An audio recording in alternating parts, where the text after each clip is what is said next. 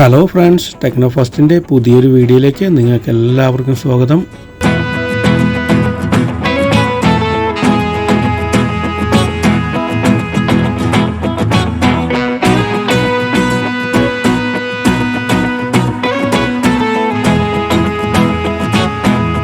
ഒരു 11,000 രൂപ വില വരുന്ന നല്ലൊരു 5G ഫോണാണ് ഇന്ന് ഞാൻ പരിചയപ്പെടുത്താൻ ഉദ്ദേശിക്കുന്നത്. ഈ മാസം റെഡ്മി പുറത്തിറക്കിയിരിക്കുന്ന റെഡ്മി 12 5G ഫോണിനെ പറ്റിയാണ് ഇന്ന് ഞാൻ പറയാൻ ആഗ്രഹിക്കുന്നത്. നമുക്ക് ഈ ഫോണിൻ്റെ വിശേഷങ്ങൾ നോക്കാം. ഈ ഓണത്തിന് കൊള്ളാവുന്നൊരു 5G ഫോൺ എടുക്കണം എന്നാഗ്രഹിക്കുന്നവർക്ക് എടുക്കാൻ പറ്റിയ കൊള്ളാവുന്നൊരു ഫോണാണ് റെഡ്മിയുടെ 12 5G. ഈ ഫോണിൻ്റെ വില വരുന്നത് ഏകദേശം 11,000 രൂപയേ ഉള്ളൂ. ഓണൊക്കെ ആയിട്ട് അതിലും വില കുറഞ്ഞ ഓഫറിൽ നമുക്ക് ഈ ഫോൺ മേടിക്കാൻ സാധിക്കും. ഈ ഫോണിൻ്റെ ഒന്നാമത്തെ പ്രത്യേകത ഇന്ത്യയിലെ ആദ്യത്തെ സ്നാപ്ഡ്രാഗൺ 4 Gen 2 ചിപ്സെറ്റോട് കൂടി വന്ന ഫോണാണ്. ഈ ഫോണിൻ്റെ പ്രത്യേകത ഇന്ത്യയിലെ ആദ്യത്തെ സ്നാപ്ഡ്രാഗൺ 4 Gen 2 4nm ചിപ്സെറ്റോട് കൂടി വരുന്ന ആദ്യത്തെ ഫോണാണ്. 17,000 രൂപയിൽ താഴെ വരുന്ന സെഗ്മെന്റിൽ ആദ്യമായിട്ടാണ് 4n പ്രോസസ്സറോട് കൂടിയ സ്നാപ്ഡ്രാഗൺ 4 Gen 2ന്റെ പ്രോസസ്സറോട് കൂടി ഫോൺ ഇറക്കിയിരിക്കുന്നത്. ഏറ്റവും മികച്ച 5G പ്രോസസ്സറാണ് ഈ ഫോണിന് കൊടുത്തിരിക്കുന്നത്. ഇനി റാം സൈഡിലേക്ക് വന്നു കഴിഞ്ഞാൽ മികച്ച റാം കപ്പാസിറ്റിയാണ് ഈ ഫോണിന് കൊടുത്തിരിക്കുന്നത്. 8GB റാമാണ് കൊടുത്തിരിക്കുന്നത്.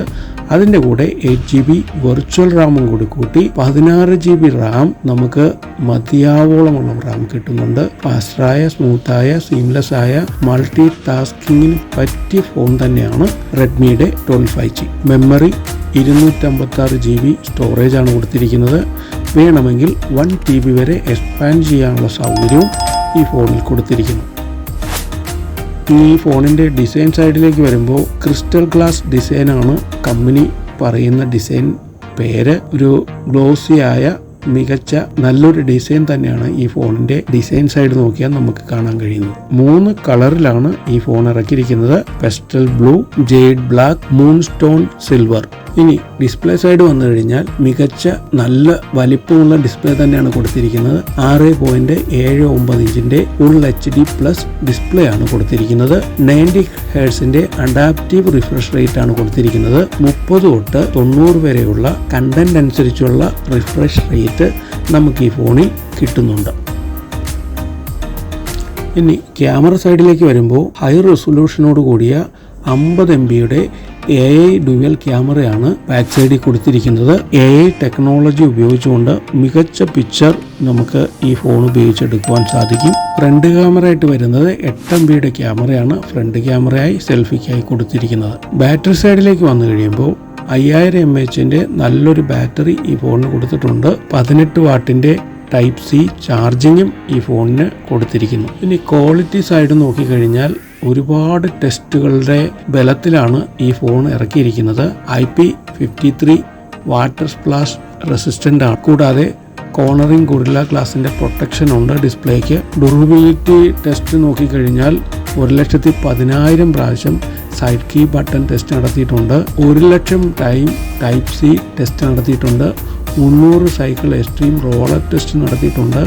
5,00,000 time finger print hit test നടത്തിയിട്ടുണ്ട്. 3,000 ടൈം എക്സ്ട്രീം ട്വിസ്റ്റ് ടെസ്റ്റ് നടത്തിയിട്ടുണ്ട്.